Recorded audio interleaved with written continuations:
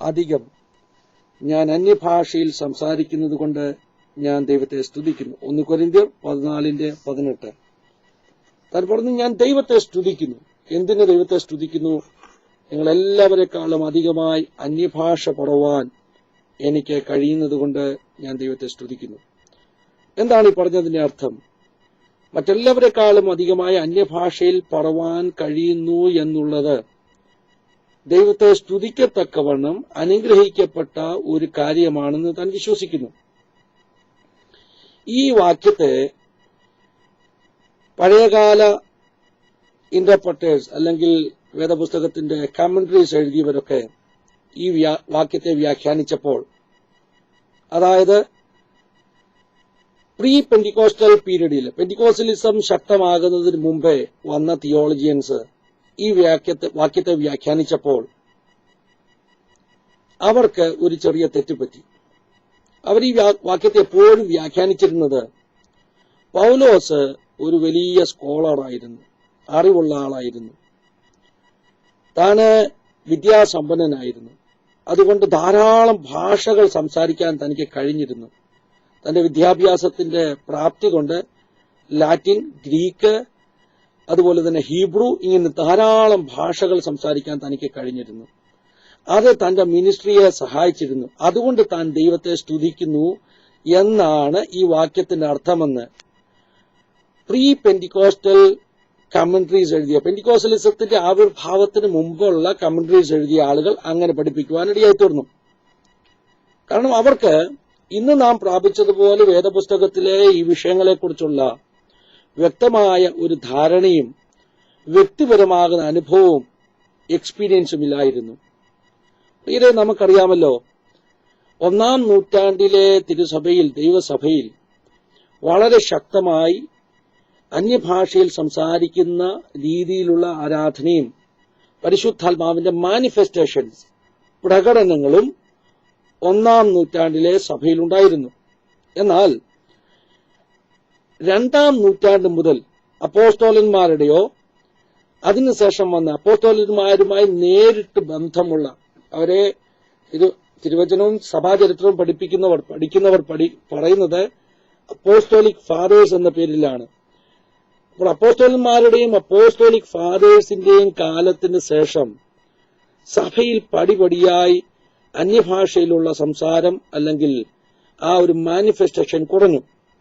അത് ദൈവത്തിന്റെ ആത്മാവിന്റെ ശക്തി കുറഞ്ഞതല്ല, ദൈവം ഇടപെടുവാൻ ആഗ്രഹിക്കാഞ്ഞിട്ടല്ല, മറിച്ച് പ്രാപിക്കേണ്ട ജനത്തിന് അതിനുള്ള ഉത്സാഹം കുറഞ്ഞതുകൊണ്ട് അതിനെക്കുറിച്ച് പറഞ്ഞു പഠിപ്പിക്കുകയും ജനത്തെ ഉത്സാഹിപ്പിക്കുകയും ചെയ്യാത്തതുകൊണ്ട് പടിപടിയായി ഏതാണ്ട് 3-ാം നൂറ്റാണ്ടിന് 4-ാം നൂറ്റാണ്ടിലും എത്തിയപ്പോൾ ഏതാണ്ട് അന്യഭാഷ ഭാഷണം ദൈവസഭയിൽ നിന്ന് അപ്രത്യക്ഷമാകുവാനിടയായി തീർന്നു.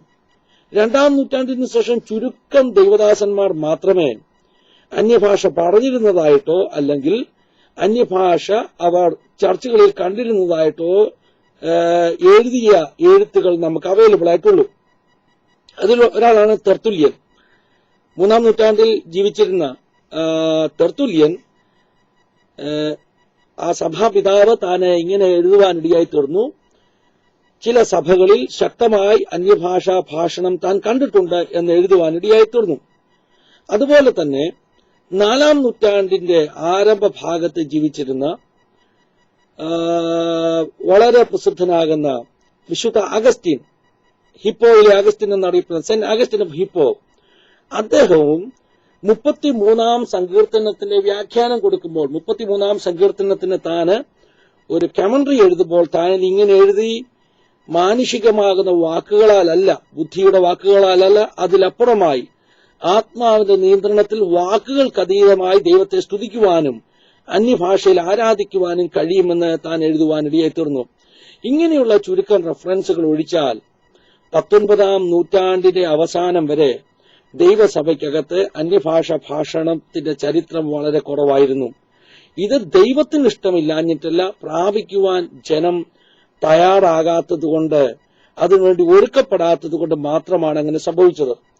ഇതിന് ചരിത്രപരമായ ഒരു കാരണമുണ്ട്. അത് നാം മനസ്സിലാക്കുന്നത് വളരെ അനുഗ്രഹമായിരിക്കും. ഞാൻ ഇന്നലെ വൈകിട്ട് നമ്മുടെ ചർച്ചിലുള്ള മീറ്റിംഗിൽ വെച്ച് ദുരുപദേശങ്ങളുടെ നുഴഞ്ഞുകയറ്റത്തെക്കുറിച്ച് അല്പമായി സംസാരിക്കുവാനിടയായി തീർന്നല്ലോ. ആദ്യ നൂറ്റാണ്ട് മുതൽ ദൈവസഭയ്ക്കകത്ത് ഏതെങ്കിലും തരത്തിലുള്ള ദുരുപദേശത്തെ തള്ളിക്കയറ്റുവാൻ പിശാച് ശ്രമിച്ചുകൊണ്ടിരുന്നു. 1-ാം നൂറ്റാണ്ടിന്റെ അവസാനവും 2-ാം നൂറ്റാണ്ടുമൊക്കെ ആയപ്പോൾ ചെറിയ ചെറിയ ദുരുപദേശങ്ങൾ സഭയ്ക്കകത്ത് ഉടലെടുക്കുവാനിടയായി തീർന്നു. വെളിപ്പാട് പുസ്തകത്തിലൊക്കെ അതിനെക്കുറിച്ചുള്ള സൂചനയുണ്ട്. അതുപോലെ തന്നെ കൊലോസി ലേഖനം എഴുതുന്നത്, യോഹന്നാന് ലേഖനം എഴുതുന്നതൊക്കെ ചില ദുരുപദേശങ്ങളെ ഖണ്ഡിക്കുവാനാണ്. അതിനകത്ത് പ്രധാനപ്പെട്ട ഒരു ദുരുപദേശമായിരുന്നു നിക്കോലേവിയരുടെ നടപ്പെന്ന് പറയുന്നത്. മറ്റൊരു ദുരുപദേശമായിരുന്നു ജ്ഞാനമതക്കാർ അല്ലെങ്കിൽ നോസ്റ്റിക് ചിന്താഗതി എന്ന് പറയുന്നത്. ഇതുപോലെ തന്നെ ആദ്യത്തെ നൂറ്റാണ്ടുകളിൽ, അതായത് 2-ാം നൂറ്റാണ്ടിൽ തന്നെ ദൈവസഭയ്ക്കകത്ത് ഉടലെടുത്ത ഒരു പ്രമുഖമാകുന്ന ഒരു ദുരുപദേശമായിരുന്നു മൊണ്ടേനിയസം എന്ന് പറയുന്നത്. മൊണ്ടേനിയസം എന്ന ദുരുപദേശം അതിന്റെ സ്ഥാപകൻ അല്ലെങ്കിൽ ആ ഉപദേശം പ്രചരിപ്പിച്ച വ്യക്തിയുടെ പേരിൽ നിന്നാണ് ആ ദുരുപദേശത്തിന് ആ പേരുണ്ടായത്. ഈ ദുരുപദേശത്തിന്റെ പ്രത്യേകത എന്താണെന്നറിയാമോ? നമുക്ക് ഈ കാര്യത്തെക്കുറിച്ച് പഠിക്കുമ്പോൾ, മൊണ്ടേനിയസത്തെക്കുറിച്ച് പഠിക്കുമ്പോൾ മനസ്സിലാകും എന്തുകൊണ്ട് അന്യഭാഷാ ഭാഷണം സഭയിൽ നിന്ന് അപ്രത്യക്ഷമായി തീർന്നു എന്ന് മനസ്സിലാകും. മൊണ്ടേനിയസം എന്ന് പറഞ്ഞ ദുരുപദേശം പരിശുദ്ധാത്മാവിനെ സംബന്ധിച്ച ദുരുപദേശമായിരുന്നു. ജ്ഞാനമതവും നിക്കോലേവരുടെ നടപ്പുമൊക്കെ മറ്റു പല ഇഷ്യൂസിനെ കുറിച്ചുള്ള ഉപദേശമായിരുന്നുവെങ്കിൽ 1-ാം നൂറ്റാണ്ടിലെയും 2-ാം നൂറ്റാണ്ടിലെയും പല ഉപദേശങ്ങളും യേശുവിന്റെ ദൈവത്വത്തെക്കുറിച്ചുള്ള ദുരുപദേശങ്ങളായിരുന്നുവെങ്കിൽ, മൊണ്ടേനിസത്തിന്റെ പ്രത്യേകത, മൊണ്ടേനിസം പരിശുദ്ധാത്മാവിനെ സംബന്ധിക്കുന്ന ദുരുപദേശമായിരുന്നു. ഒന്ന് ശ്രദ്ധിക്കണമേ, പരിശുദ്ധാത്മാവുമായിട്ടുള്ള ബന്ധത്തിൽ ദൈവസഭയിൽ ഒരു പക്ഷേ നമുക്ക് അവൈലബിൾ ആയിട്ടുള്ള ഹിസ്റ്റോറിക് എവിഡൻസ് അനുസരിച്ച് ആരംഭിച്ച ആദ്യത്തെ ദുരുപദേശമാണ് മൊണ്ടേനിസം. മൊണ്ടേനിസത്തിന്റെ പ്രത്യേകത അദ്ദേഹം പഠിപ്പിച്ചത് അപ്പോസ്തല പ്രവൃത്തികളുടെ പുസ്തകം 2-ാം അധ്യായത്തിൽ നാം വായിക്കുന്നത് പോലെ മർക്കോസിന്റെ മാളിക മുറിയിൽ പരിശുദ്ധാത്മാവ് ഇറങ്ങി. എന്നാൽ മൊണ്ടേനിസ് അത് അംഗീകരിക്കുവാൻ, അത് സ്വീകരിക്കുവാൻ തയ്യാറായിരുന്നില്ല. യോഹന്നാന്റെ സുവിശേഷത്തിൽ യേശു കർത്താവ് വാഗ്ദത്തം ചെയ്തതുപോലെ ഞാൻ മറ്റൊരു കാര്യസ്ഥനെ അയക്കും. ആ കാര്യസ്ഥൻ അപ്പോസ്തല പ്രവൃത്തികളുടെ പുസ്തകം 2-ാം അധ്യായത്തിൽ മർക്കോസിന്റെ മാളിക മുറിയിൽ ഇറങ്ങി വന്നുവെന്ന് മൊണ്ടേനിയസ് വിശ്വസിച്ചില്ല. താന് തന്റെ കൂടെയുള്ള തന്റെ അനുയായികളെ, തന്റെ ഡിസൈപ്പിൾസിനെ പഠിപ്പിച്ചു.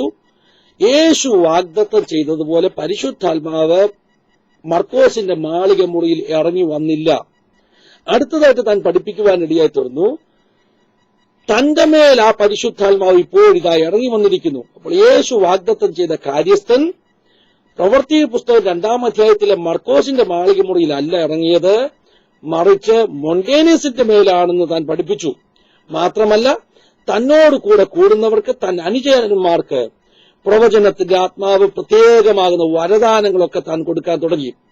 അങ്ങനെ ചില സ്ത്രീകളൊക്കെ ചേർന്ന് അദ്ദേഹത്തോടു കൂടെ പ്രവചിക്കാൻ തുടങ്ങി. എന്ത് സംഭവിച്ചെന്നറിയാമോ? ഇങ്ങനൊരു പ്രവണത ഉണ്ടായപ്പോൾ ദൈവസഭയിലെ മൂപ്പന്മാർ, സഭാപിതാക്കന്മാർ വളരെയധികം ഭയപ്പെട്ടു. കാരണം ഒരു വലിയ ദുരുപദേശം പുതുതായിട്ടുണ്ടായിരിക്കുകയാണ്. അങ്ങനെ വന്നപ്പോൾ മൊണ്ടേനിസത്തെയും അദ്ദേഹത്തോട് കൂടെ നിൽക്കുന്നവരെയും മുഖ്യധാരയിലുള്ള ദൈവസഭയും അതിന്റെ ലീഡേഴ്സും എതിർക്കുവാനിടയായി തീർന്നു. ആ ഉപദേശം ദൈവത്തിൽ നിന്നല്ലെന്നും അത് പിശാചിന്റെ ഉപദേശമാണെന്നും അവർ വാദിക്കുവാനിടയായി തീർന്നു. പക്ഷെ ആ കാലത്ത് നമുക്കറിയാം, ദുരുപദേശം ഉണ്ടായെങ്കിലും ഇന്നത്തെ കാലത്തെ പോലെ അതൊരു വേറെ ഡിനോമിനേഷനായിട്ടോ വേറെ ചർച്ചായിട്ടോ പിളർന്നു മാറുന്ന ഒരു രീതി ആ കാലത്തില്ലായിരുന്നു.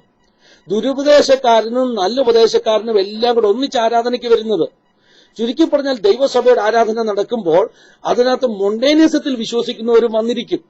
അങ്ങനെ വന്നപ്പോൾ ആരെങ്കിലും ഒരാൾ സഭയിൽ പ്രവചിക്കാൻ തുടങ്ങിയാൽ സഭയെ നയിക്കുന്ന ലീഡറിന് സംശയമുണ്ടാകും, ഈ പ്രവചിക്കുന്ന ആള് പരിശുദ്ധാത്മാവിൽ നിന്നാണോ പ്രവചിക്കുന്നത് അതോ മൊണ്ടേനിസ് കൊടുത്ത ആത്മാവിൽ നിന്നാണോ പ്രവചിക്കുന്നത് എന്ന് സഭയിലെ നേതാക്കന്മാർ അല്ലെങ്കിൽ വിശ്വാസികൾ ഭയക്കാൻ തുടങ്ങി.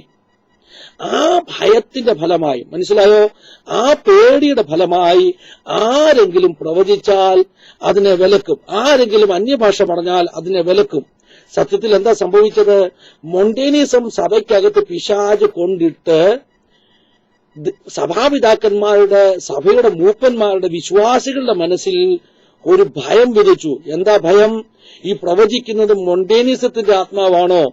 ഈ പ്രവചിക്കുന്ന ദുരാത്മാവാണോ? ഈ സംസാരിക്കുന്നത് അന്യഭാഷ തന്നെയാണോ? അതോ പിശാചിന്റെ ഭാഷയാണോ എന്നൊരു ഭയം കൊണ്ടിട്ടു. അതുകൊണ്ട് എന്തു സംഭവിച്ചു? നല്ലവണ്ണം പ്രവചിച്ചാലും നല്ലവണ്ണം അന്യഭാഷ പറഞ്ഞാലും ഭയം കൊണ്ട് ആളുകൾ അതിനെ വിലക്കി. അങ്ങനെ വന്നപ്പോൾ പടിപടിയായി അന്യഭാഷ ഭാഷണവും പ്രവചനവും ദൈവസഭയിൽ നിന്ന് അപ്രത്യക്ഷമാകാൻ ഇടയായി തീർന്നു. ഇത് പിശാച് ചെയ്ത വലിയൊരു തന്ത്രമാണ്. ആധുനിക കാലത്തും നമ്മുടെ നൂറ്റാണ്ടിലും ഇതിന് ഒരു പ്രസക്തിയുണ്ട്. എന്താ പ്രസക്തി എന്ന് ചോദിച്ചാൽ, ഈ കാലത്ത് അനേക വ്യാജ ആത്മാവിനെ ധരിക്കുന്ന കള്ളപ്രവാചകന്മാർ സഭകളിൽ നുഴഞ്ഞു കയറുന്നുണ്ട്. ദൈവത്തിൽ നിന്ന് അല്ലാത്ത പ്രവചനങ്ങൾ, സ്വയത്തിൽ നിന്നും പൈശാചിക ശക്തികളിൽ നിന്നും ഒക്കെ പ്രവചിക്കുന്നവർ സഭയ്ക്കകത്ത് നുഴഞ്ഞു കയറുന്നുണ്ട്. അതുകൊണ്ട് തന്നെ ദൈവമക്കൾക്ക്, ദൈവസഭകൾക്ക് ഇങ്ങനെയുള്ള ശുശ്രൂഷകളെ ഉൾക്കൊള്ളുവാൻ ഭയമാണ്. പക്ഷെ അതുകൊണ്ടുണ്ടാകുന്ന അപകടം എന്താണെന്നറിയാമോ? അതുകൊണ്ടുണ്ടാകുന്ന അപകടം 2-ാം നൂറ്റാണ്ടിൽ ദൈവസഭയ്ക്ക് സംഭവിച്ച അതേ അപകടം. മൊണ്ടേനിസത്തെ പേടിച്ച് ഒറിജിനൽ പ്രവചനത്തെ, ഒറിജിനൽ അന്യഭാഷ ഭാഷണത്തെ അവർ തടഞ്ഞു. ഇത് തന്നെയാണ് ഈ നൂറ്റാണ്ടുകളിൽ പല സഭകളിലും നമ്മുടെ ഇടയിലും ഉണ്ടാകുന്നത്. ഡ്യൂപ്ലിക്കേറ്റിനെ പേടിച്ച്, തെറ്റായതിനെ പേടിച്ച് ഒറിജിനലിനെ തടയുന്നു. അതുകൊണ്ട് എന്ത് സംഭവിക്കും? സാത്താന്റെ വലിയൊരു തന്ത്രമാണത്. അതുകൊണ്ട് എന്ത് സംഭവിക്കും? അതുകൊണ്ട് ദൈവസഭയ്ക്കകത്തു നിന്ന് ഇങ്ങനെയുള്ള ദൈവികമാകുന്ന പ്രവർത്തികളുടെ പരിശുദ്ധാത്മാവിന്റെ മാനിഫെസ്റ്റേഷൻസ് പടിപടിയായി കുറഞ്ഞു പോകുവാനിടയായി തീരും.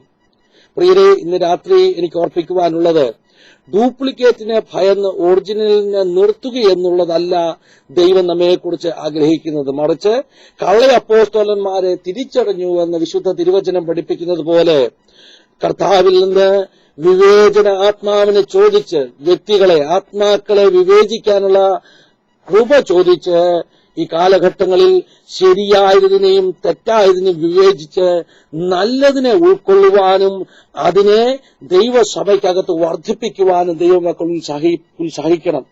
ഞാൻ പറഞ്ഞു വന്നത്, പൗലോസ്ലീഹ പറയുന്നു, നോക്ക്, മറ്റെല്ലാവരെക്കാട്ടിലും കൂടുതൽ അന്യഭാഷയിൽ സംസാരിക്കുന്നത് കൊണ്ട് ഞാൻ സന്തോഷിക്കുന്നു, അല്ലെങ്കിൽ ഞാൻ ദൈവത്തെ സ്തുതിക്കുന്നു. കാരണം അത് ദൈവത്തെ സ്തുതിക്കത്തക്കവണ്ണമുള്ള ഒരു കാര്യമാണ്. അതൊരു അനുഗ്രഹമാണ്, അതൊരു ബ്ലെസ്സിംഗ് ആണ്. അന്യഭാഷയിൽ ഒത്തിരി സംസാരിക്കുക എന്ന് പറയുന്നത് ഒരു ബ്ലെസ്സിംഗ് ആണ്. ഇന്ന് രാത്രി ആരംഭത്തിൽ തന്നെ എന്നെ കേൾക്കുന്ന എല്ലാ പ്രിയമുള്ളവരെയും ഞാൻ കർത്താവ് യേശുക്രിസ്തുവിന്റെ നാമത്തിൽ പ്രബോധിപ്പിക്കട്ടെ, മറ്റെല്ലാവരെക്കാട്ടിലും അന്യഭാഷയിൽ സംസാരിക്കുവാൻ നിങ്ങൾ ഉത്സാഹിക്കണം. ഒന്നാമത് നമുക്ക് ചിന്തിക്കാം, എന്താണ് അന്യഭാഷയിൽ സംസാരിച്ചത് കൊണ്ട്, അല്ലെങ്കിൽ ആത്മാവിലുള്ള ഭാഷയിൽ സംസാരിച്ചത് കൊണ്ട് ഉള്ള ബെനിഫിറ്റ്സ്. ഏറ്റവും ആരംഭമായി നാം മനസ്സിലാക്കേണ്ടത്, നമുക്കത് ആത്മിക വർധനവുണ്ടാക്കുന്നു.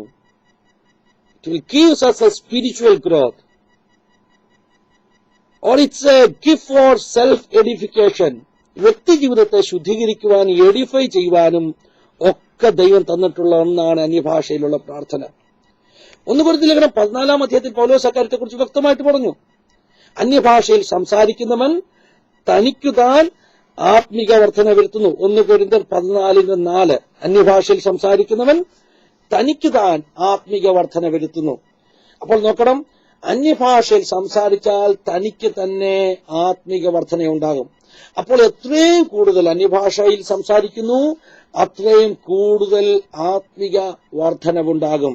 അതുകൊണ്ട് കൂടുതൽ അന്യഭാഷയിൽ സംസാരിപ്പാൻ നാം ഉത്സാഹികളായിരിക്കണം. രണ്ടാമത്, പിന്നെയും അതേ അധ്യായം തന്നെ പറയുന്നു, അന്യഭാഷയിൽ സംസാരിക്കുന്നവൻ മനുഷ്യനോടല്ല ദൈവത്തോടത്രേ സംസാരിക്കുന്നത്. കഴിഞ്ഞ റിട്രീറ്റിന് സംസാരിക്കുമ്പോൾ building a relation with God, ദൈവവുമായിട്ടൊരു ബന്ധം സ്ഥാപിക്കുന്നതിനെ കുറിച്ച്, ഒരു റിലേഷൻഷിപ്പ് ബിൽഡ് ചെയ്തതിനെ കുറിച്ച് സംസാരിപ്പാനിടയായി തീർന്നല്ലോ. അന്ന് ഞാൻ പറഞ്ഞത് നിങ്ങൾ ഓർക്കുന്നു എന്ന് ധരിക്കുന്നു. നിങ്ങൾ വന്നവരൊക്കെ, we can build our relationship through communication. കമ്മ്യൂണിക്കേഷനിലൂടെയാണ് ബന്ധം സ്ഥാപിക്കപ്പെടുന്നത്. എത്രയും കൂടുതൽ സംസാരിക്കുന്നു, അത്രയും കൂടുതൽ രണ്ടു പേര് തമ്മിലുള്ള അടുപ്പം വർദ്ധിക്കുകയാണ്. രണ്ടുപേരും തമ്മിൽ എത്രയും കൂടുതൽ സംസാരിക്കുന്നു, അത്രയും കൂടുതൽ രണ്ടുപേര് തമ്മിലുള്ള ബന്ധം ഊഷ്മളമാകുകയാണ്. അതുകൊണ്ടാണ് നമ്മൾ ആരോടെങ്കിലും പിണങ്ങിയിരുന്നാൽ നമ്മൾ സംസാരിക്കാത്തത്. കാരണം ബന്ധം സ്പോയിലായി, റിലേഷൻഷിപ്പ് സ്പോയിലായി. അതുകൊണ്ടാണ് നാം സംസാരം നിർത്തുന്നത്. അപ്പോൾ നമുക്ക് ഏറ്റവും ഇഷ്ടമുള്ള ആളിനോടാണ് നാം കൂടുതൽ സംസാരിക്കുന്നത്. അതിന്റെ അർത്ഥം സംസാരിക്കുന്നതോടും ബന്ധം കൂടും. അപ്പോൾ ദൈവവുമായിട്ടാണ് അന്യഭാഷയിൽ സംസാരിക്കുന്നത് എന്ന് വചനം നമ്മെ പഠിപ്പിക്കുമ്പോൾ നാം മനസ്സിലാക്കണം, ദൈവവുമായിട്ട് കൂടുതൽ സംസാരിച്ചാൽ അത് ദൈവവുമായിട്ടുള്ള നമ്മുടെ ബന്ധത്തെ വർദ്ധിപ്പിക്കുന്നു. ഒന്നാമത് നമുക്കത് ആത്മിക വർധന വരുത്തുന്നു. രണ്ടാമത് ദൈവവുമായിട്ട് സംസാരിക്കുമ്പോൾ അത് നമുക്ക് ദൈവവുമായിട്ടുള്ള ബന്ധം വർദ്ധിപ്പിക്കുവാൻ കാരണമായി തീരുന്നു. മൂന്നാമതായിട്ട് ഞാൻ പറയാൻ ആഗ്രഹിക്കുന്നത്, ഇതൊരു യുദ്ധഭാഷയാണ്. അന്യഭാഷ എന്ന് പറയുന്നത് ഇതൊരു യുദ്ധഭാഷയാണ്. എന്താ അതിന് തെളിവ്? എഫേസ്യ ലേഖനം 6-ാം അധ്യായത്തിൽ നാം പഠിക്കുമ്പോൾ എഫെസോസിലെ സഭയോട് പൗലോസ്ലീഹ പറയുകയാണ്, ഒടുവിൽ കർത്താവിലും അവന്റെ അമിത ബലത്തിലും ശക്തിപ്പെടുവീൻ എന്ന് പറഞ്ഞു തുടങ്ങിയിട്ട് ആത്മിക ആയുധങ്ങളെ കുറിച്ച്, സ്പിരിച്വൽ വെപ്പൺസിനെ കുറിച്ച് പറയുമ്പോൾ വാള്, പരിച, ശിരസ്ത്രം, കാലിനുള്ള ചെരുപ്പ്, അരയ്ക്കുള്ള ബെൽറ്റ്, ഇങ്ങനെ ഓരോ ആയുധങ്ങളെ കുറിച്ച് വിവരിച്ചിട്ട്, നമുക്കറിയാം അതെല്ലാം ആ കാലഘട്ടത്തിലെ പട്ടാളക്കാർ ധരിക്കുന്ന ആയുധങ്ങളോട് കമ്പയർ ചെയ്താ സംസാരിച്ചത്. പക്ഷെ ഒരു പട്ടാളക്കാരനും ധരിക്കുന്ന ഓരോ ആയുധത്തോടും കമ്പയർ ചെയ്യാൻ പറ്റാത്ത ഒരായുധം അവസാനമായി പറഞ്ഞു. ഞാൻ പറഞ്ഞതിന്റെ അർത്ഥം മനസ്സിലായോ? പട്ടാളക്കാർ ധരിക്കുന്ന ആയുധങ്ങളോട് കമ്പയർ ചെയ്താണ് ഓരോ സ്പിരിച്വൽ വെപ്പണേയും പൗലോസ് പറഞ്ഞത് എഫേഷ്യൻ ചാപ്റ്റർ 6. അതായത് വചനം വാളായിട്ട് പറഞ്ഞു, സമാധാന സുവിശേഷത്തിനുള്ള ഒരുക്കം കാലിന് ചെരുപ്പാക്കി പറഞ്ഞു, അതുപോലെ തന്നെ അരക്കി കെട്ടുന്ന ബെൽറ്റ് സത്യമാണെന്ന് പറഞ്ഞു, രക്ഷ ശിരസ്ത്രമാണെന്ന് പറഞ്ഞു, നീതി എന്ന കവചമാണെന്ന് പറഞ്ഞു, വിശ്വാസം എന്ന പരിചയമാണെന്ന് പറഞ്ഞു. പക്ഷെ അവസാനം പറയുന്ന ആയുധത്തിന് ഭൂമിയിലെ ഒരു പട്ടാളക്കാരനും ധരിക്കുന്ന ഒരു ആയുധത്തോട് കമ്പയർ ചെയ്യാൻ പറ്റത്തില്ലായിരുന്നു. ആ ആയുധമാണ് എപ്പോഴും ആത്മാവിൽ പ്രാർത്ഥിക്കുക. എന്താണ് വ്യാഖ്യാനം? എന്ത് നമുക്കതിൽ നിന്ന് മനസ്സിലാക്കാം? ഭൂമിയിലെ ഒരു പട്ടാളക്കാരന്റെ സകല ആയുധങ്ങളെയും കമ്പയർ ചെയ്ത് തീർന്നിട്ട് ദൈവമക്കൾക്ക് വേണ്ടി ആത്മിക യുദ്ധത്തിന്, four spiritual warfare or hallelujah, ഒരു യുദ്ധത്തിന് വേണ്ടി ദൈവം നമുക്ക് എക്സ്ട്രാ തന്നിരിക്കുന്ന അതിശക്തമായ ആയുധമാണ് ആത്മാവിലുള്ള പ്രാർത്ഥന. സോ ആത്മാവിൽ പ്രാർത്ഥിക്കുക എന്ന് പറഞ്ഞാൽ ദാറ്റ്സ് എ വാർഫെയർ ലാംഗ്വേജ്. അതൊരു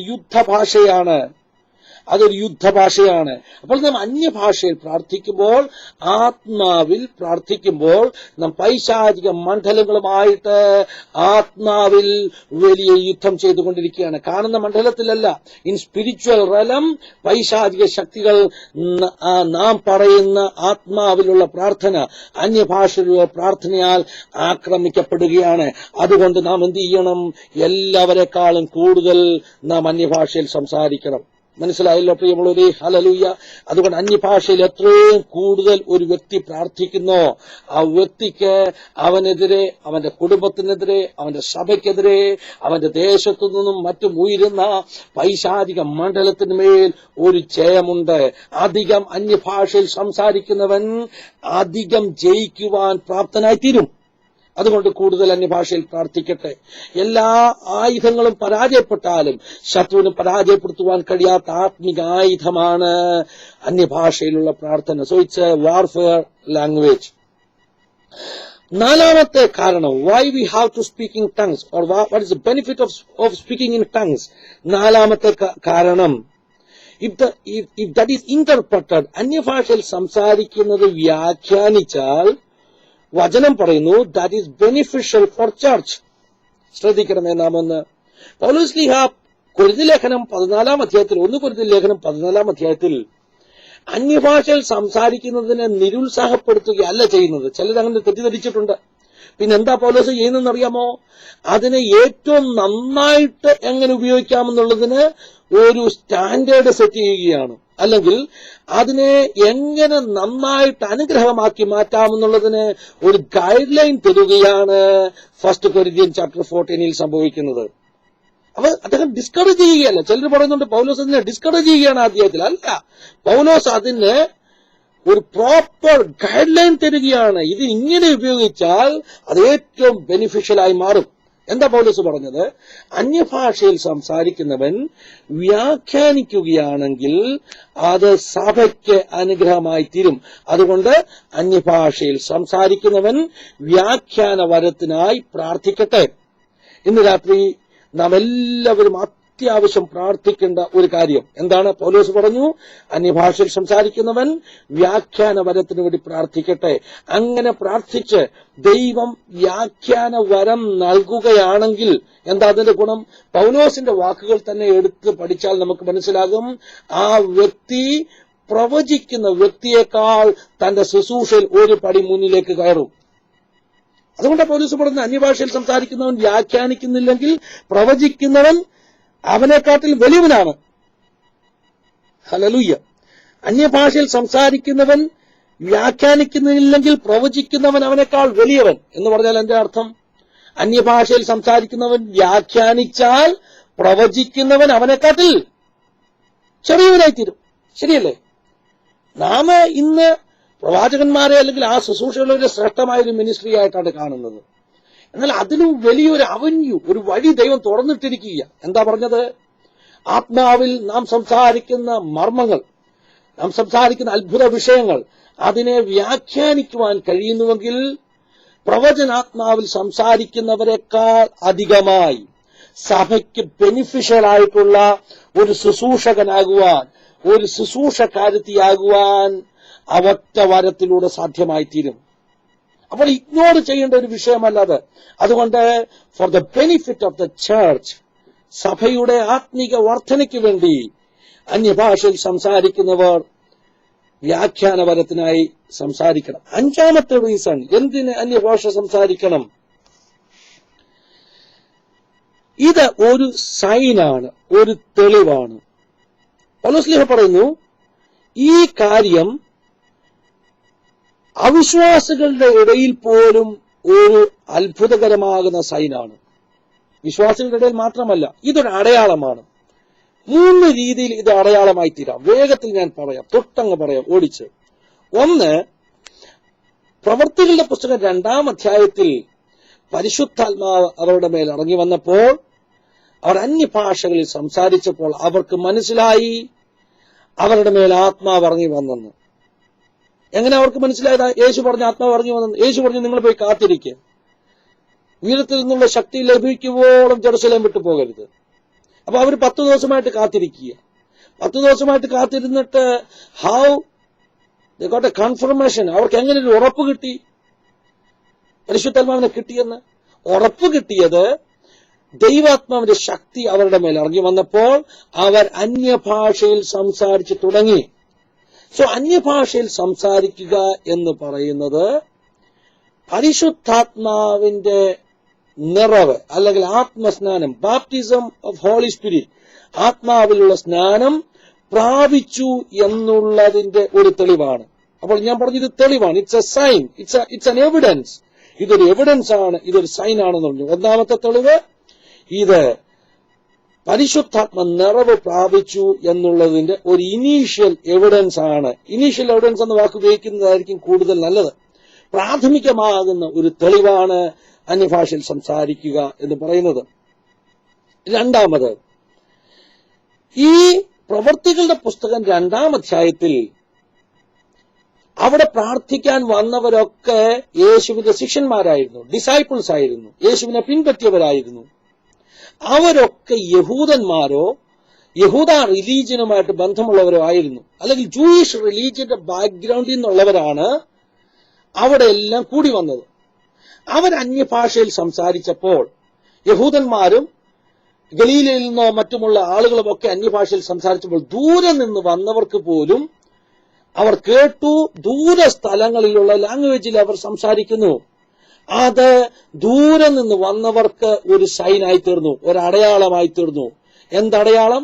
സാധാരണക്കാരാകുന്ന യഹൂദന്മാർ, മതപണ്ഡിതന്മാരല്ല, വലിയ സ്കോളേഴ്സ് അല്ല, ഭാഷകളിൽ പ്രാവീണ്യമുള്ളവരല്ല, സാധാരണക്കാരാകുന്ന മുക്കുവന്മാരും ചുകക്കാരും സ്ത്രീകളും ഒക്കെ അടങ്ങുന്ന ഒരു സംഘം ഒന്നിച്ചു പ്രാർത്ഥിക്കുമ്പോൾ അവർ അൺനോൺ ലാംഗ്വേജിൽ സംസാരിക്കുന്നു എന്നുള്ളത് ഒരടയാളമായി തീർന്നു.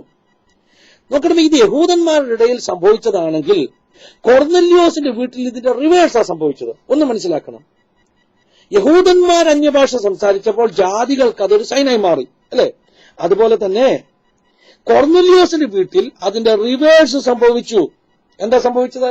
കൊർന്നല്യോസിന്റെ വീട്ടിൽ യഹൂദന്മാരല്ല അന്യഭാഷ പറഞ്ഞത്, അവിടെ ജാതികളാണ് അന്യഭാഷ പറഞ്ഞത്. ജാതികൾ അന്യഭാഷ പറഞ്ഞപ്പോൾ യഹൂദന്മാർ പറഞ്ഞു, നോക്ക്, നമ്മുടെ മേൽ പകർന്നതുപോലെ തന്നെ ആത്മാവിനെ ഇവരുടെ മേൽ പകർന്നിരിക്കുന്നു. അപ്പോൾ ആക്ട്സ് ചാപ്റ്റർ 2 സംഭവിച്ചതിന്റെ നേരെ എതിരെയുള്ള ദിശയിലാണ് കൊർന്നല്യോസിന്റെ വീട്ടിൽ സംഭവിച്ചത്. ആക്ട്സ് 2 അധ്യായത്തിൽ യഹൂദന്മാർ അല്ലെങ്കിൽ അരാമിക് ഭാഷ പറയുന്നവരോ ഒക്കെ അന്യഭാഷ പറഞ്ഞെങ്കിൽ പ്രവർത്തികളുടെ പുസ്തകം 10 അധ്യായത്തിൽ കാണുന്ന കൊർന്നല്യോസിന്റെ വീട്ടിലെ അന്യഭാഷ പറഞ്ഞത് യഹൂദന്മാരല്ല, അരാമിക് ഭാഷ പറയുന്നവരല്ല, ഗ്രീക്കുകാരോ മറ്റു ഭാഷ സംസാരിക്കുന്നവരോ ആയ ആളുകൾ അന്യഭാഷ സംസാരിച്ചു. ഇവിടെയാണ് നമ്മളോടൊക്കെ പല ആളുകളും ചോദ്യം ചോദിക്കുന്ന ഒരു ചോദ്യത്തിന് ആൻസർ കിട്ടുന്നത്. എന്താ ചോദ്യം എന്നറിയാമോ? യഹൂദന്മാരായുള്ളവർ അന്യഭാഷ സംസാരിച്ചപ്പോൾ വന്നവർക്ക് പലർക്കും മനസ്സിലായി. ഇന്ന് എന്തുകൊണ്ടാണ് ആളുകൾക്ക് മനസ്സിലാകാത്തതെന്ന ചോദ്യത്തിന്റെ ഒരു ആൻസർ കിട്ടുന്നത് ഇവിടെയാണ്. ആക്ട്സ് ചാപ്റ്റർ 2 യഹൂദന്മാരാണ് അന്യഭാഷ സംസാരിച്ചതെങ്കിൽ, അരാമിക് ഭാഷയോ അല്ലെങ്കിൽ ഹീബ്രുവോ ഒക്കെ അറിയാവുന്ന യഹൂദന്മാരാണ് സംസാരിച്ചതെങ്കിൽ, മറ്റ് യൂറോപ്യൻ ഭാഷകളോ, അങ്ങനെയാണ് മനസ്സിലാക്കുന്നത്, മറ്റ് യൂറോപ്യൻ ഭാഷകൾ അവർ സംസാരിച്ചതെങ്കിൽ, യൂറോപ്യൻ ഭാഷ സംസാരിക്കുന്നവർ നേരെ തിരിച്ച് മറ്റേതോ ഭാഷയാണ് യഹൂദന്മാരുടെ മുമ്പിൽ സംസാരിച്ചത്. യൂറോപ്യൻ ഭാഷ സംസാരിക്കുന്നവർ അല്ലെങ്കിൽ റോമാക്കാരോ ഗ്രീക്കുകാരോ ഒക്കെ അവിടെ നിന്ന് ഗ്രീക്ക് സംസാരിച്ചാൽ യഹൂദന്മാർക്ക് അത്ഭുതം തോന്നത്തില്ല. അപ്പോൾ ദൈവം യഹൂദനെ കൊണ്ട് പറയിച്ച അന്യഭാഷ യൂറോപ്യൻ ലാംഗ്വേജുകൾ ഏതെങ്കിലും ആയിരുന്നുവെങ്കിൽ, അല്ലെങ്കിൽ അന്ന് ഓടിക്കൂടിയ ആളുകളുടെ ഭാഷയായിരുന്നുവെങ്കിൽ, കൊർന്നല്യോസിന്റെ വീട്ടിൽ സംസാരിച്ച അന്യഭാഷ യഹൂദന്മാർ സംസാരിച്ച ഭാഷയല്ല. കാരണം അവർ ആ ഭാഷ തന്നെ സംസാരിച്ചാൽ അതൊരു അത്ഭുതമാകത്തില്ല. ഞാൻ പറഞ്ഞത് നിങ്ങൾക്ക് മനസ്സിലായെന്ന് ചിന്തിക്കുന്നു. വേഗത്തിൽ ഞാൻ മുമ്പിലേക്ക് കടന്നു വരട്ടെ. അപ്പോൾ ജാതികൾക്ക് അന്യഭാഷ ഒരടയാളമായി തീർന്നു. അതുപോലെ തന്നെ അപ്പോസ്തലന്മാർക്കും അന്യഭാഷ ഒരടയാളമായി തീർന്നു. എങ്ങനെ? ഒന്നാമത് ഞാൻ പറഞ്ഞു, it's an initial evidence that we got receive the baptism of the holy spirit. ആത്മാവിനെ പ്രാപിച്ചു എന്നുള്ളതിന്റെ ഇനീഷ്യൽ എവിഡൻസ് ആണത്. രണ്ടാമത് ഞാൻ പറഞ്ഞു, അപ്പോസ്തലന്മാരും യേശുവിന്റെ ശിഷ്യന്മാരും അന്യഭാഷ സംസാരിച്ചപ്പോൾ that was a sign for the gentile people. ജാതികൾക്ക് അതൊരു എവിഡൻസ് ആയിരുന്നു. മൂന്നാമത് ഞാൻ പറഞ്ഞു, ജാതികൾ അന്യഭാഷ സംസാരിച്ചപ്പോൾ for the church or for the apostle that was a sign. അപ്പോൾ അന്യഭാഷ എന്ന് പറയുന്നത് അത് ദൈവസഭയ്ക്ക് അടയാളമാണ്. അന്യഭാഷ എന്ന് പറയുന്നത് ജാതികൾക്ക് അടയാളമാണ്. അന്യഭാഷ എന്ന് പറയുന്നത് പരിശുദ്ധാത്മ നിറവ് അല്ലെങ്കിൽ ആത്മസ്നാനം ഒരു വ്യക്തി പ്രാപിക്കുന്നു എന്നുള്ളതിന്റെ ഇനീഷ്യൽ എവിഡൻസ് സൈനാണ്. സോ അന്യഭാഷയിൽ സംസാരിക്കുന്നതിന്റെ ഗുണം അത് ഒരടയാളമാണ്. അതുകൊണ്ട് നാം അന്യഭാഷയിൽ സംസാരിച്ചു കൊണ്ടിരിക്കണം. അഞ്ചാമത്തെ റീസണാണ് ഞാനിപ്പോൾ പറഞ്ഞത്. ആറാമത്തെ റീസൺ എന്ന് പറയുന്നത്, ഞാൻ പറഞ്ഞല്ലോ, ഇതൊരു ഇനീഷ്യൽ എവിഡൻസ് ആണ്, സൈനാണ്. ആറാമത്തെ റീസൺ എന്ന് പറയുന്നത്, ദൈവത്തെ സ്തുതിക്കുവാൻ, മഹത്വപ്പെടുത്തുവാൻ, ആരാധിക്കുവാൻ അന്യഭാഷ നമ്മെ സഹായിക്കും. ദൈവത്തെ സ്തുതിക്കുവാൻ, മഹത്വപ്പെടുത്തുവാൻ, ആരാധിക്കുവാൻ അന്യഭാഷ നമ്മെ സഹായിക്കും. വേദപുസ്തകത്തിൽ പുതിയ നിയമത്തിൽ അന്യഭാഷാ ഭാഷണത്തെക്കുറിച്ച് നേരിട്ടുള്ള റെഫറൻസ് ഉള്ള 5 ഭാഗങ്ങളാണുള്ളത്. പുതിയ നിയമത്തിൽ അന്യഭാഷാ ഭാഷണത്തെക്കുറിച്ചോ പരിശുദ്ധാത്മാവിനെ കുറിച്ചോ പറയുന്ന പ്രധാനപ്പെട്ട 5 റെഫറൻസുകളാണ് വേദപുസ്തകത്തിലുള്ളത്. അതിലൊന്ന് പ്രവൃത്തികളുടെ പുസ്തകം 2-ാം അധ്യായത്തിലാണ്, മറ്റൊന്ന് പ്രവൃത്തി 19-ാം അധ്യായത്തിലാണ്, മറ്റൊന്ന് പ്രവൃത്തി 10-ാം അധ്യായത്തിലാണ്, മറ്റൊന്ന് പ്രവൃത്തി 8-ാം അധ്യായത്തിലാണ്. വേഗത്തിൽ ഞാൻ പറയാം. പ്രവൃത്തി 2-ാം അധ്യായത്തിൽ മർക്കോസിന്റെ മാളികപ്പുറയിൽ, പ്രവൃത്തി 8-ാം അധ്യായത്തിൽ ശമരിയിൽ വെച്ച് സംഭവിക്കുന്നു, പ്രവൃത്തി 10-ാം അധ്യായത്തിൽ കൊർന്നല്യോസിന്റെ വീട്ടിൽ സംഭവിക്കുന്നു. പ്രവൃത്തി 19-ാം അധ്യായത്തിൽ എഫെസോസിൽ വെച്ച് പൗലോസ് കൈവച്ച് പ്രാർത്ഥിക്കുമ്പോൾ അന്യഭാഷ പറയുന്നു. അതുപോലെ തന്നെ കൊരിന്ത്യർ ലേഖനം 14-ാം അധ്യായത്തിലും നേരിട്ട് അന്യഭാഷാ ഭാഷണത്തെക്കുറിച്ച് സംസാരിച്ചിരിക്കുന്നു. ഞാൻ പറഞ്ഞത് കേട്ടല്ലോ, പുതിയ നിയമത്തിൽ 5 ഇടത്താണ് അന്യഭാഷയിൽ സംസാരിക്കുന്നതിനെ കുറിച്ചുള്ള നേരിട്ടുള്ള റെഫറൻസ് ഉള്ളത്. ഇൻഡയറക്ട് റെഫറൻസുകളുണ്ട്. യൂദയുടെ പുസ്തകം 20-ാമത്തെ വാക്യം, യൂദ 20-ാമത്തെ വാക്യം. അതുപോലെ തന്നെ ഞാൻ മുമ്പേ പറഞ്ഞ എഫേസ്യ ലേഖനം 6-ാം അധ്യായത്തിൽ ആത്മാവിലുള്ള പ്രാർത്ഥന, റോമാലേഖനം 8-ാം അധ്യായം 26-ാം വാക്യം. ഈ വാക്യങ്ങളൊക്കെ ഇൻഡയറക്ട് റെഫറൻസ് ആണ്. പക്ഷെ ഡയറക്റ്റ് അന്യഭാഷയെക്കുറിച്ചുള്ള റെഫറൻസ് ഉള്ള 5 പോർഷൻസ്. ഈ 5 പോർഷൻസിൽ പ്രവൃത്തി 2-ാം അധ്യായത്തിലും കൊർന്നല്യോസിന്റെ വീട്ടിലുമൊക്കെ അവർ ആത്മാവിനെ പ്രാപിച്ചപ്പോൾ പറയുന്ന അന്യഭാഷ പറയുക മാത്രമല്ല, അതിന്റെ കൂടെ പറയുന്ന ഒരു കാര്യം എന്താണെന്നറിയാമോ? അനദർ മാനിഫെസ്റ്റേഷൻ എന്താണെന്നറിയാമോ? അവർ ദൈവത്തെ സ്തുതിക്കുന്നത് കണ്ടു, അവർ ദൈവത്തെ ആരാധിക്കുന്നത് കണ്ടു. എന്താ ഇതിന്റെ പ്രത്യേകത? സാധാരണ ബുദ്ധിയിൽ നിന്ന് ആരാധിക്കുന്നതിനപ്പുറമായി, സാധാരണ ബുദ്ധിയിൽ നിന്ന് ദൈവത്തെ സ്തുതിക്കുന്നതിന് അപ്പുറമായി അന്യഭാഷയിൽ ദൈവത്തെ സ്തുതിക്കുവാനും ആരാധിക്കുവാനും കഴിയും. ബുദ്ധി അഫലമായിരിക്കുമ്പോൾ ദൈവത്തെ സ്തുതിക്കുവാനും ആരാധിക്കുവാനും കഴിയും എന്നുള്ളതിന്റെ തെളിവാണ് ഈ വാക്യങ്ങൾ. ഞാൻ പറയട്ടെ, ഇന്ന് രാത്രികാലം പ്രിയമുള്ളവരെ, അതുകൊണ്ട് നിങ്ങൾ അന്യഭാഷയിൽ ആരാധിക്കുമ്പോൾ ആർക്കും മനസ്സിലായില്ലെങ്കിലും നിങ്ങൾ സങ്കടപ്പെടണ്ട. നിങ്ങൾക്ക് മനസ്സിലായില്ലെങ്കിലും നിങ്ങൾ സങ്കടപ്പെടണ്ട. പരിശുദ്ധാത്മാവിൽ വിക്കി പറയുന്ന അധരങ്ങളോട് നിങ്ങൾ ദൈവത്തെ സ്തുതിക്കുകയാണ്. ഹല്ലേലൂയ. നിങ്ങളുടെ അകം, നിങ്ങളുടെ തുരുത്തി നിറഞ്ഞിട്ട്. യോബിന്റെ പുസ്തകത്തിൽ കഴിഞ്ഞ ദിവസം വായിച്ചൊരു വാക്യം ഞാൻ എന്റെ ഓർമ്മ വരികയാണ്. എലീഹു എന്ന് പറയുന്ന ചെറുപ്പക്കാരൻ പറയുന്നു, പുതിയ തുരുത്തി വീഞ്ഞു നിറഞ്ഞ് പൊട്ടുവാൻ പോകുന്നത് പോലെ. ആ വാക്യം വായിച്ചപ്പോൾ എനിക്ക് പെട്ടെന്ന് വന്ന ചിന്ത എന്താണെന്നറിയാമോ? പുതിയ നിയമത്തിൽ നാം കാണുന്നുണ്ട്, പഴയ തുരുത്തിക്കകത്ത് പുതിയ വീഞ്ഞ് നിറച്ചാൽ തുരുത്തി പൊട്ടിപ്പോകുന്നു. പുതിയ തുരുത്തിക്കകത്ത് പുതിയ വീഞ്ഞ് നിറയ്ക്കാനൊക്കത്തുള്ളൂ. അതതിന്റെ ശരി. പക്ഷെ എലീഹു പിന്നെ എന്താ അങ്ങനെ പറഞ്ഞത്? പുതിയ തുരുത്തിക്കകത്ത് പുതിയ വീഞ്ഞ് നിറച്ചാൽ തുരുത്തി പൊട്ടത്തില്ല. പക്ഷെ എലീഹു പറഞ്ഞു, പുതിയ തുരുത്തിക്കകത്ത് വീഞ്ഞ് നിറച്ചപ്പോൾ തുരുത്തി പൊട്ടിപ്പോകുന്നു. കാരണം എന്താ? പുതിയ തുരുത്തി സാധാരണയായി വീഞ്ഞ് നിറയ്ക്കുമ്പോൾ അത് വികസിക്കും, അത് വലുതാകും, അതുകൊണ്ട് അത് പൊട്ടത്തില്ല. പക്ഷെ എലീഹു പറയുന്നത്, എത്ര വികസിച്ചു കൊടുത്താലും കണ്ടെയ്ൻ ചെയ്യാൻ പറ്റാത്തതുപോലെ പിന്നെയും അകത്ത് നുരഞ്ഞു പതഞ്ഞു പൊങ്ങുകയാണ് വീഞ്ഞിന്റെ സന്തോഷം. മനസ്സിലായോ പറഞ്ഞതിന്റെ അർത്ഥം? എത്ര വികസിച്ചു കൊടുത്താലും കണ്ടെയ്ൻ ചെയ്യാൻ പറ്റാത്തതുപോലെ an overwhelming joy, കവിഞ്ഞൊഴുകുന്ന ഒരു സന്തോഷം, അകത്ത് നുരഞ്ഞു പൊന്തുന്ന സ്തുതിയുടെയും ആരാധനയുടെ അന്തരീക്ഷം. പുതിയ തുരുത്തിയെപ്പോലും പൊട്ടിക്കാൻ പവർഫുള്ളാണ് ദൈവം എന്റെയും നിന്റെയും അകത്ത് അയച്ചിരിക്കുന്ന പരിശുദ്ധാത്മാവിന്റെ വീഞ്ഞ്. ഹല്ലേലൂയ. സോ ദൈവത്തെ ആരാധിക്കുന്നതിൽ ഒരു ലിമിറ്റ് വെച്ചല്ല, തുരുത്തിയെ ബ്രേക്ക് ചെയ്ത് ആ വീഞ്ഞ് അനേകരിലേക്ക് ഒഴുകത്തക്കവണ്ണം, ആ വീഞ്ഞ് അനേകരത്തിലേക്ക് പകരത്തക്കവണ്ണം, തുരുത്തിയെ ബ്രേക്ക് ചെയ്ത് പുറത്തു വരത്തക്കവണ്ണം ദൈവത്തെ സ്തുതിക്കുവാൻ. an outburst of joy, an outburst of praise. സ്തുതിയുടെ ഒരു പൊട്ടിത്തെറി ഉണ്ടായിട്ടുണ്ടോ? അങ്ങനെ സ്തുതിയുടെ ഒരു പൊട്ടിത്തെറി ആരാധിക്കുമ്പോൾ ബുദ്ധിയിൽ നിന്നൊന്നുമല്ല കേട്ടോ, സ്തുതിയുടെ ഒരു പൊട്ടിത്തെറി അത് നൽകുവാൻ കഴിയുന്നത് ഹല്ലേലൂയ. സ്തുതിയുടെ ഒരു എക്സ്പ്ലോഷൻ, സ്തുതിയുടെ ഒരു ബോംബ് സ്ഫോടനം അത് നൽകുവാൻ കഴിയുന്നത് പരിശുദ്ധാത്മാവിൽ ആരാധിക്കുമ്പോഴാണ്. ഹല്ലേലൂയ. അതുകൊണ്ട് മറ്റെല്ലാവരെക്കാളും അധികമായി ആത്മാവിൽ ആരാധിക്കുവാനും സ്തുതിക്കുവാനും അന്യഭാഷ പറയുവാനും ദൈവജനം ഉത്സാഹിക്കണം. അപ്പോൾ 6-ാമത്തെ ദിവസം ഞാൻ പറഞ്ഞു, ദൈവത്തെ സ്തുതിക്കുന്നതിന് അന്യഭാഷ സഹായകമാണ്. 7-ാമത്തെ റീസൺ, ഇത് സുവിശേഷ വേലയ്ക്ക് വളരെ സഹായകമായി തീരുന്ന ഒരു ഘടകമാണ് അന്യഭാഷാ ഭാഷണം. എക്സ്പ്ലെയിൻ ചെയ്യേണ്ട കാര്യമാണ്, പക്ഷെ വേഗത്തിൽ ഞാൻ ഓടിച്ചു പറയാം. വ്യക്തിപരമായി എന്റെ ജീവിതത്തിലെ അനുഭവത്തിലും അനേക ദൈവദാസന്മാരുടെ അനുഭവം ഞാൻ കേട്ടതിലും എനിക്കൊരു കാര്യം അറിയാം. ഒരിക്കലും അറിയാത്ത ഭാഷകളിൽ വ്യക്തികൾ സംസാരിക്കുന്നത് ഞാൻ കണ്ടിട്ടുണ്ട്. അവർ ഒരിക്കലും പഠിച്ചിട്ടില്ലാത്ത ഭാഷകൾ. എന്നാൽ ആ ഭാഷ അറിയാവുന്നവരോട് ദൈവത്തിന്റെ ദൂത് പറവാൻ വേണ്ടി ആ ഭാഷ ഉപയോഗിക്കുന്നത് അനേകരുടെ ജീവിതത്തിൽ ഞാൻ കണ്ടിട്ടുണ്ട്. 1997 ജൂലൈ മാസം 7-ാം തീയതി കൊല്ലത്തിനടുത്ത് ഒരു ചർച്ചിൽ ഞാൻ ശുശ്രൂഷിക്കുവാൻ വേണ്ടി കടന്നുപോയപ്പോൾ അന്ന് അവിടെയുള്ളൊരു സാധാരണക്കാരനാകുന്ന ഒരു യൗവനക്കാരൻ വലിയ വിദ്യാഭ്യാസമില്ലാത്ത 4ാം ക്ലാസ് വിദ്യാഭ്യാസം മാത്രമുള്ള, ഒരിക്കൽ പോലും കേരളത്തിന്റെ പുറത്ത് സഞ്ചരിക്കാത്ത ഒരു സഹോദരൻ അന്യഭാഷ പറഞ്ഞു. അതെന്നോട് ദൂത് പറയുകയായിരുന്നു. എന്നോട് താൻ പറഞ്ഞത് തും നോർത്ത് ഇന്ത്യ മേ കാം കരേഗ, സ്ഫുടമായി ഹിന്ദിയിൽ പറഞ്ഞു. അദ്ദേഹത്തോട് ഹിന്ദി ചോദിച്ചാൽ അദ്ദേഹത്തിന് ഹിന്ദി അറിയത്തില്ല. അന്യഭാഷ പറഞ്ഞു കഴിഞ്ഞ് പിന്നെ പോയി ചോദിച്ചാൽ അദ്ദേഹത്തിന് ഹിന്ദി അറിയത്തില്ല. പക്ഷേ എന്നോട് പറയാനുള്ള ദൂത് അദ്ദേഹത്തിന്റെ നാവിലൂടെ, അന്യഭാഷയിലൂടെ ദൈവം നൽകി.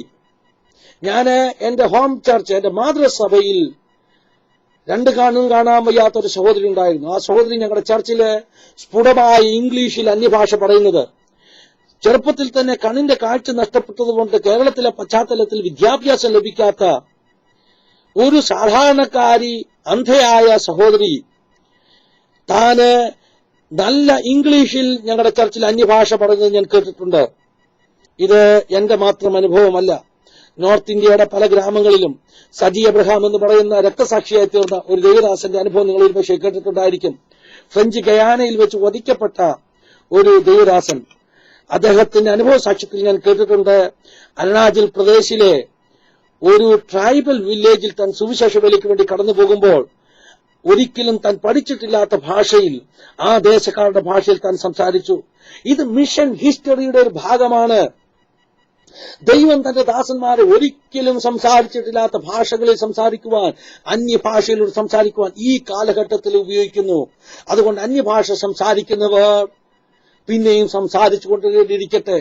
ഒരു പക്ഷേ ദൈവരാജ്യത്തിന്റെ വ്യാപ്തിക്ക് വേണ്ടി ഒരു ഗോസ്പൽ മെസ്സേജ് കമ്മ്യൂണിക്കേറ്റ് ചെയ്യുവാൻ in an unknown land among barbarian kind of people, ഭാഷ അറിയാത്ത ആളുകളുടെ ഇടയിൽ ദൈവം നമ്മുടെ അന്യഭാഷ ഉപയോഗിക്കുവാൻ സാധ്യതയുണ്ട്.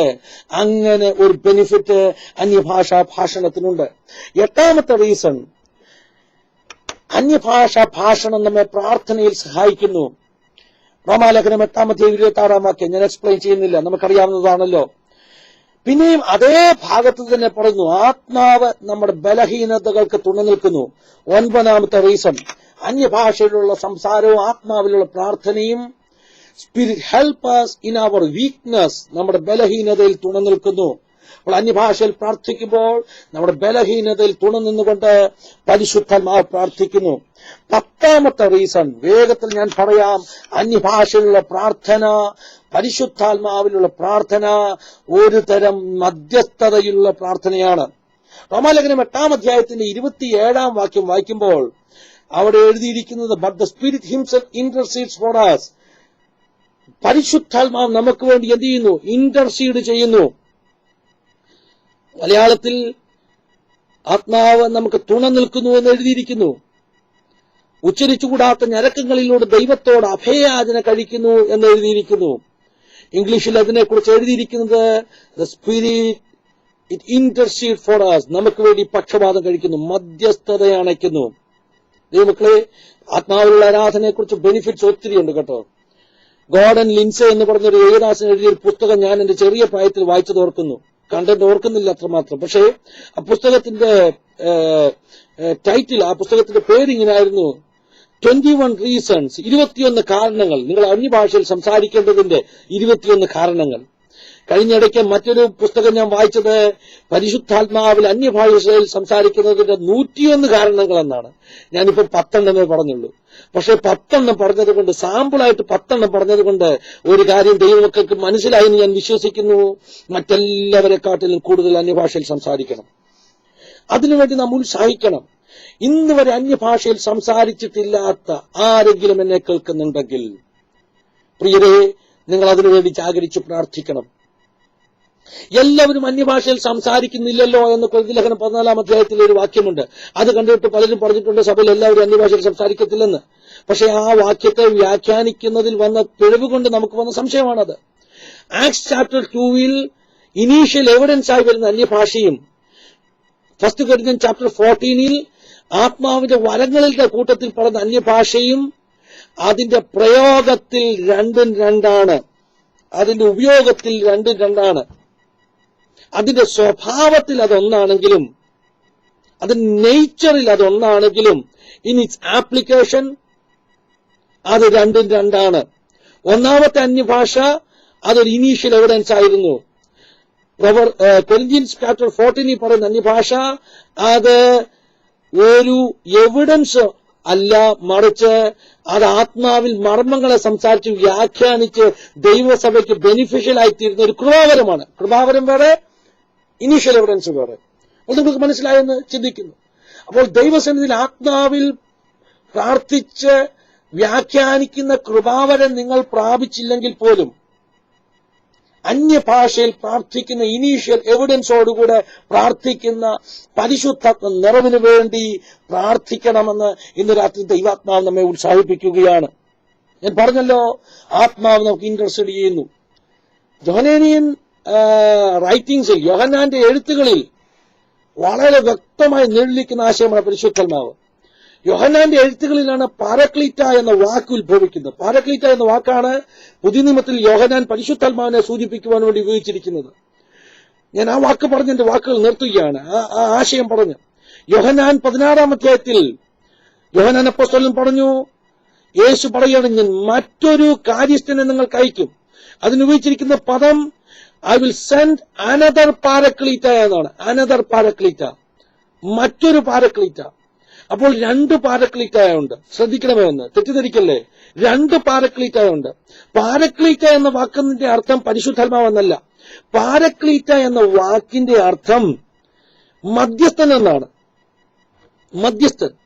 അതിനെക്കുറിച്ചൊരു മീനിങ്, പാരക്ലീറ്റ എന്ന ഗ്രീക്ക് പദത്തിന്റെ മീനിങ് നാം എടുത്ത് പഠിച്ചാൽ one who consoles or comforts or one who encourages or one who refreshes, അല്ലെങ്കിൽ ഇങ്ങനെയും അതിനൊരു അർത്ഥമുണ്ട്, ഒരു കോടതി മുറിയിൽ നമുക്ക് അനുകൂലമായി വാദിക്കുന്ന വക്കീൽ, an advocate.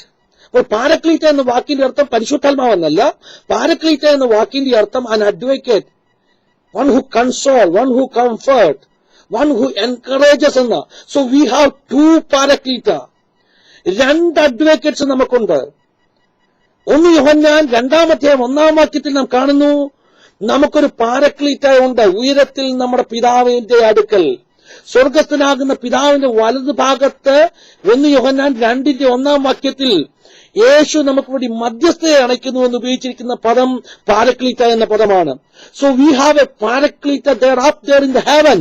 സ്വർഗത്തിൽ നമുക്കൊരു പാരക്ലീറ്റ ഉണ്ട്. മാത്രമല്ല അനദർ പാരക്ലീറ്റ. അതുകൊണ്ടാണ് യേശു പറഞ്ഞ ഐ വിൽ സെൻഡ് അനദർ പാരക്ലീറ്റ എന്ന്. മറ്റൊരു പാരക്ലീറ്റ നമുക്ക് ഭൂമിയിലുണ്ട്.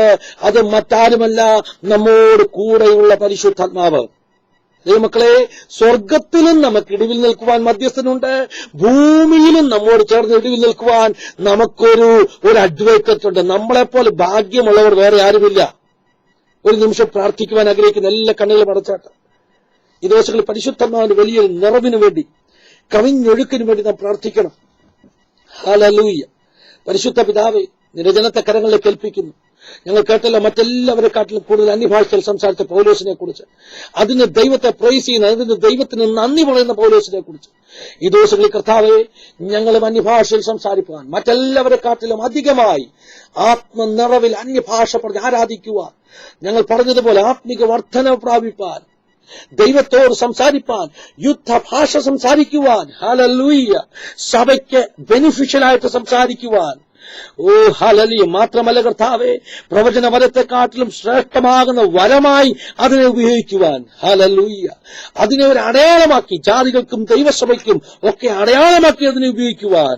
മാത്രമല്ല കർത്താവേ, അന്യഭാഷയിൽ സംസാരിക്കുമ്പോൾ we want to experience an outburst of joy, an outburst of praise, hallelujah, ആരാധനയുടെ സ്തുതിയുടെ ഒരു പൊട്ടിത്തെറി അനുഭവിക്കുവാൻ. കർത്താവേ, ഹല്ലേലൂയ, സുവിശേഷം പങ്കുവെക്കുന്നതിൽ ഇത് നല്ലൊരു ആയുധമായി തീരുവാൻ, പ്രാർത്ഥനയിൽ ഞങ്ങളെ സഹായിക്കുവാൻ, ഞങ്ങളുടെ ബലഹീനതകൾക്ക് തുണ നിൽക്കുവാൻ.